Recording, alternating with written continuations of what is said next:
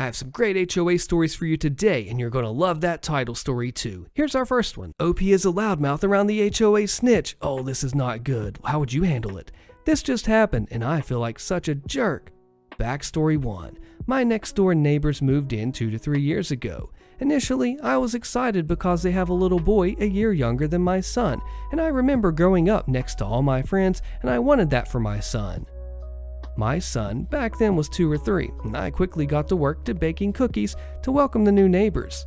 We brought them over, knocked on the door, and they invited us in, and the boys played. The husband showed me the tablet that has all the camera feed from the cameras that he just installed, and the wife gave me the impression that she thought that we were in a dangerous neighborhood. Honestly, just a normal middle-class neighborhood. But whatever, let her be a worrywart. I thought they were nice. Slowly, they began to do things that annoyed the rest of us neighbors. We live in an HOA neighborhood, and they began changing their yard drastically without written consent from any of us. First, they made their driveway wider, which was fine, but then they built a literal wall in between them and the neighbors to their other side. We made jokes that they must be Trump supporters because those neighbors are more obviously Latino than us, but they were still acting nice towards me. One night, the wife told me to bring them baked goods whenever I made them, since I bake often and tend to give the majority of it to my neighbors. So I asked her. I baked a chocolate cake with hazelnut frosting and then brought them some slices. Just a really quick drop-off, really. 2 days later, there was a fence 10 feet high blocking their door off 10 feet away. If they just told me to not bother bringing them baked goods, I wouldn't have given them baked goods that I put a lot of work into. All of this without asking any of us. At the same time, all of us have gotten letters from the association for minor things. Brought a trailer a couple of days before a trip to start packing? HOA letter. Car parked on the driveway for too long? HOA letter. Cover your car every night with a protective cover? HOA letter. Dogs, HOA letter, and animal control. So many more things. Do we have any proof that it's them? No, but are they the only new neighbors that we've had? Yes. Their son wants so badly to play with my son too. There have been times that he's run into our house and his mom doesn't even realize that he's gone. My neighbors have chased this kid down the street, the mom wandering out of her house when they've already caught him and are bringing him back. I feel so bad for him because it's not his fault his parents are jerks. So I accidentally got her number because her dog was loose and I texted the number, not knowing it was hers. I had to give him to the local animal hospital because I was waiting for over an hour for any communication, and I couldn't keep him because my dogs don't like chihuahuas. After 3 hours, she called asking for him and saying how she saw my text earlier. If I had known it was her dog, I would have kept him. I just couldn't risk keeping him overnight. She reluctantly invited us to her son's birthday a few weeks ago. My mom asked her what she was doing for his birthday, and when she said party, she felt obligated to invite us, I guess. She then opens up texting as a means of letting the boys hang out. My other next door neighbor sells doobie roaches to pet stores and private clients. He has a pretty cool system set up and everything, all done out of his house. Today was the first day they've hung out after the party. They were playing with chalk and the little boy kept trying to run into my house, which I don't mind, but his mom minds, so my son kept having to bring him back. My son got tired and just locked the door. But guess whose garage was open? My other neighbor. The little boy ran to go into his house, but he was standing in his garage to catch him. My neighbor's really nice. He's my favorite, and probably everyone else's favorite too. I saw my neighbor and the crazy child and thought about just how much my son loves bugs and just said, "Hey Timmy, want to see a cockroach?" Behind me, the mom caught up and was like, "What?" And I was just so stupid that I mentioned that he has a bunch of reptiles to eat. He gives me a look and I knew I screwed up. I just told the neighborhood snitch something that I shouldn't have. I tried to later cover up when she asked probing questions because I guess she's noticed him selling something. And I told her it was only to like a couple of friends since the stores are so expensive and that he moved them out somewhere else to get them out of the house. But I fear the damage is done. Any ideas on how to distract them from contacting the HOA? People always give me ideas, but of course they got their cameras. Who do you side with, the neighbor or the OP, and what happens if the HOA finds out about this? Confirm work or I don't get to do it? Cool, then I don't get to do it. Posted by Adserim. My fiance, 27 male, and I work for the same company, and this actually happened to him a few days ago, but thought someone might get a kick out of it. We work for a trucking company that has dedicated contracted work. I found the job posting, showed it to him, and we both decided to apply for it. The job posting was listed as home daily. When we did the joke of a phone interview, we were told home daily. When we finished our initial training and spoke to the account manager, we were told home daily. That was all nearly 4 years ago. Flash forward 3 years, which is roughly a year ago, and things start falling apart. The company we work for is rather large, and the account manager has very little sway over the contracts that the company negotiates with the client. It's done by a regional manager. So, during the yearly contract update in 2022, the client makes more demands and offers less pay. The district manager just wants to keep the client as a customer and agrees blindly without thorough consideration. The biggest change that matters for the story is there were new stores added to the contract to be covered by the account, and 2 out of 4 of the new stores are not home daily. There were many other changes that happened. That's just the one that most directly affects the next series of events. Due to some other changes that drastically messed up the life of the office workers for the account manager, who had been working for the company for 10 plus years, quits without warning. We get a new account manager, Sarah. A few months later, one of the 2 supervisors, who had also been with the company 10 plus years, quits without warning. We get a new supervisor. More on him in a tick. 2 months after that, the second supervisor, also with the company 10 plus years, quits without warning. You see a pattern here? So now, the account is left with an account manager and a supervisor who both have less than a year's experience flailing to figure everything out. Now back to the bit about the home daily. About 6 months ago, my fiance started getting the loads that were not home daily. It took him a day and a half to complete one of the new stores. Day 1, he would go up to the store. Day 2, he would come back and do a super short run to conclude his shift before coming home. The first time he got the new store, he called the supervisor to ask about it. The supervisor was confused what needed clarification. My fiance says, "Will I be getting home? It's a lot of miles for a single day's run." Supervisor says, "No, you'll be sleeping roughly at this truck stop about 4 hours away from home." I thought it was home daily. Who said that? The job was posted as home daily. I was told home daily during the interview. I was told home daily by the previous account manager at training. Well, I don't know anything about that. I wasn't here for any of that. What I do know is that Sarah looked at everyone's contracts and nobody has home daily in the contract. So everyone is expected to take equal share of the new stores to make it fair.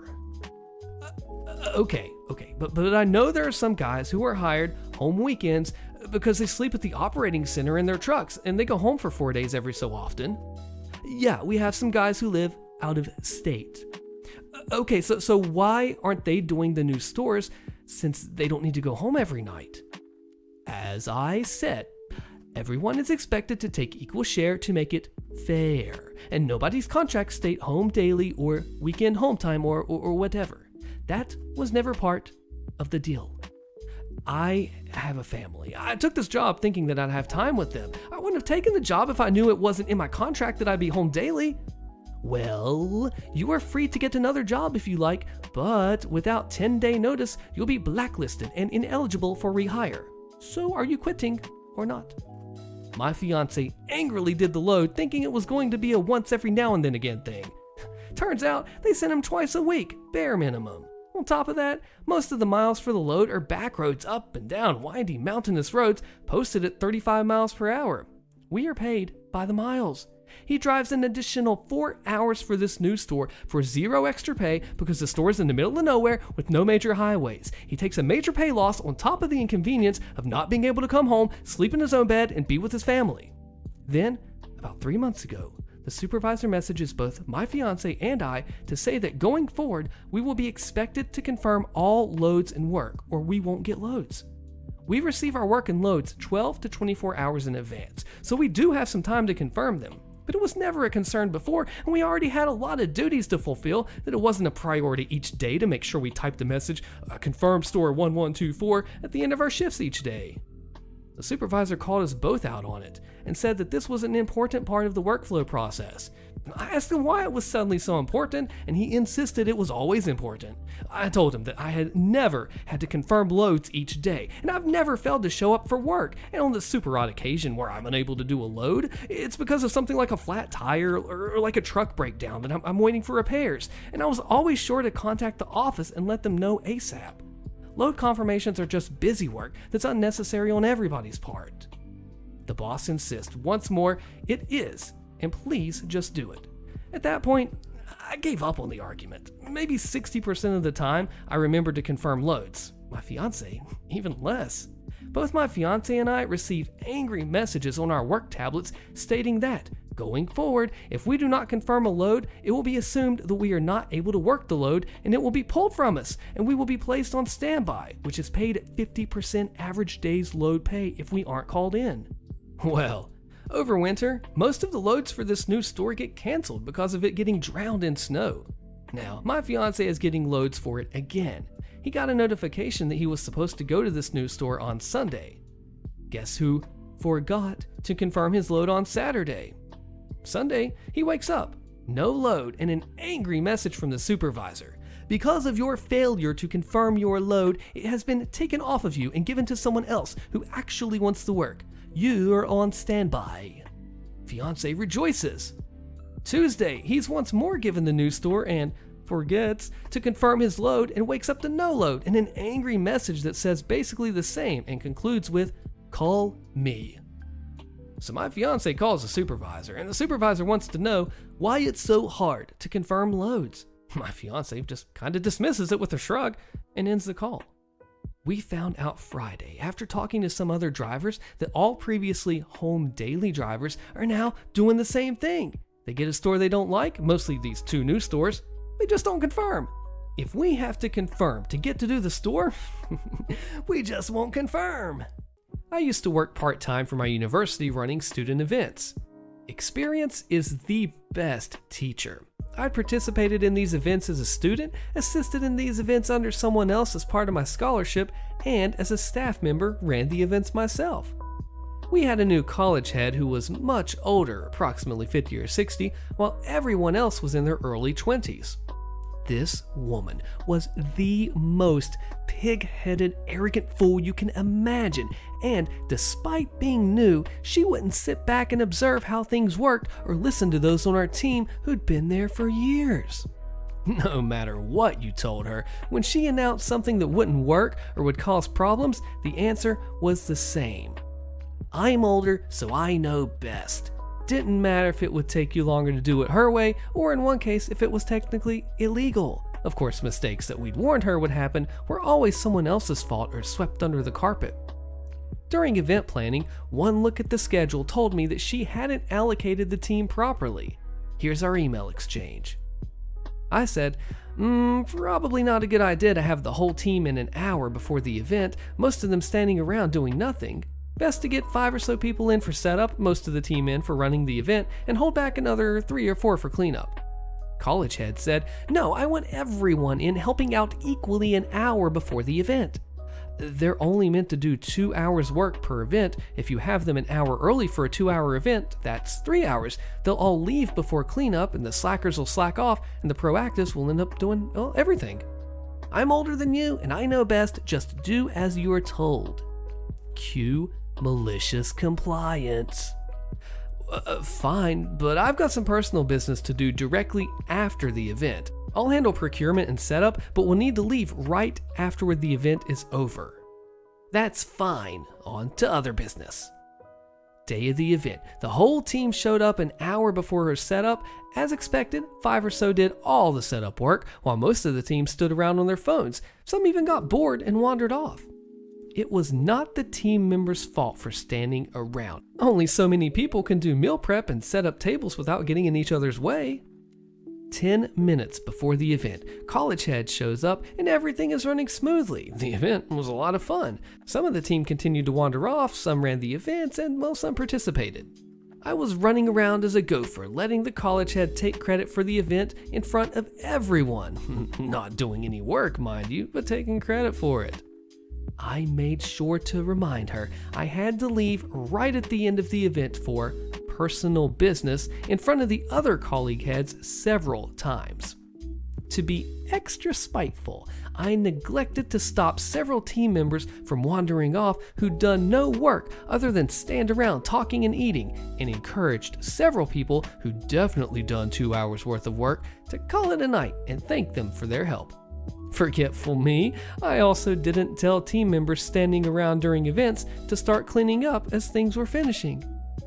All the free food was gone. All the games were over. Both students and team members were wandering off into the night, and all of a sudden, college head says, "Wait, where are you going? There is so much mess, and we've got to put away all the tables and tidy up all the different games, but everyone has left." Yes, we probably should have saved up a few team members to do cleanup, but they've all already done their 2 hours. Anyway, like I told you earlier, I've got some personal business to attend to directly after the event, so hey, I'll see you tomorrow. What personal business is it? This will take over an hour to do all this on my own. Hey, I'm sorry, but I said personal business because I wasn't comfortable discussing it with you or the team about what it was, as it really is quite personal, and I'm going to be late. I wandered off home for my personal business of closing all my curtains and playing Xbox in my underwear, chuckling at the thought of that arrogant woman having to do all that work by herself. The formal complaint she put in for me leaving didn't really go anywhere, as I just forwarded the email exchange to management. Sadly, pig-headed people are pig-headed because they don't learn no matter what. I eventually quit, and a few months later was introduced to my replacement's replacement, who was also ready to quit. All I gotta do is not get fired, posted by Bonbon Stella. I worked as an inspection specialist for a large flying machine factory in the Seattle area. I'd been working in a very specialized job field for about 10 years at this point. During my tenure, I had become proficient at looking up raw material specifications used in the production of large flying machines. I was performing work, not duties, well outside of the scope of my job description because the word got out that I was very good at rooting out the material specs, along with how to process them into flying machine parts. I did this because the actual scope of my work was pretty easy, and I had a good system down that kept my backlog down to nothing.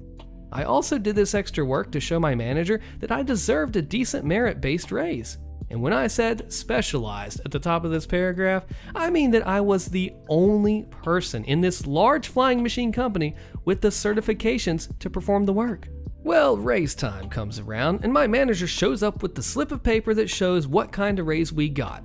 He hands it to me and tells me how he was able to get me this awesome raise. What he didn't know is that I have a knack for doing mathematical equations in my head very quickly, and I quickly discovered that he was blowing smoke at my butt. So before he runs off, I tell him to stick around and do the math on my computer to show what I actually got. After I run the numbers, I show him exactly what I had done in my head. The raise I got was what was guaranteed by our union contract and no more. I confronted him about this and he had nothing to say about it. I told him that I was doing the work of an employee at a higher job rating and that I should be getting compensated as such. He tells me to put together a package of what I've been doing and make an appointment for both of us to meet with HR to present my case for an upgrade. I put together my work package, set an appointment, and show up for the meeting. The HR lady looked at my work package and was amazed that I hadn't been upgraded. We chatted for about 15 minutes because my manager didn't show up, and we were giving him a chance to make the meeting. He ended up being a no-show, which meant no upgrade. Fast forward a few weeks, and it's time for us to write up a list of our yearly goals and objectives. Apparently, this is some big deal for management, and they like to use these items to hang over our head as a carrot to chase for raises in the following year. There's this form that we're given to fill out what our business goals are for the next year and how we'll execute our plan to make those goals. And at the bottom of the form, there's a line for our signature and the date. It was the easiest goals and objectives form that I have ever filled out. I literally signed and dated the blank form and handed it to my manager. Needless to say, he had an issue with it, and he started in on me right then and there. It was in an office where at least 6 of his management colleagues also had desks. He tells me that I can't just sign a blank sheet, and I tell him, I just did, a bit louder than my normal speaking voice. And then, with the attention of his colleagues now garnered, I told him everything that I had been doing above and beyond my job description, how he gave me the BS story of the great raise I got and his no-show at the upgrade meeting. Then I iced his cake by telling him, all I have to do is not get fired and I'm still going to get the contractually guaranteed raise, so I ain't doing anything extra, starting with this stupid goals and objectives form. The look on the faces of his colleagues was of utter shock, and he had nothing to say, so I left. He never came back and pressed me to fill out the form. Maybe it was because he still had one of my size 10 stuck deep in his butt. Maybe he realized that he really screwed the pooch and couldn't face me. Shortly thereafter, I was offered a new gig in a department that came with an upgrade and a raise. My salary doubled in the 10 years that I spent there. HOA takedown. HOA destroys my property, but I'm not even part of the HOA. Click the video on your screen so you don't miss this crazy fallout, and I'll see you there.